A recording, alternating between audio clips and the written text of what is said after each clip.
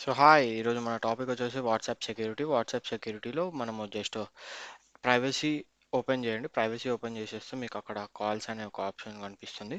ఆ కాల్స్ అనే ఆప్షన్స్ని ఎనేబుల్ చేయండి. సో దట్ అన్నోన్ కాలర్స్ మీకు ఎవరైనా కాల్ చేస్తే అది ఆటోమేటిక్గా సైలెన్స్ చేసేసింది. దాని తర్వాత మీకు కొద్దిగా పైన స్క్రోల్ డౌన్ చేస్తే గ్రూప్స్ అని కనిపిస్తుంది. దాంట్లో మై కాంటాక్ట్స్ అని సెలెక్ట్ చేయండి. ఓన్లీ మీ కాంటాక్ట్స్లో ఉన్న వారు మీకు ఏదైనా గ్రూప్స్లో యాడ్ చేస్తారు.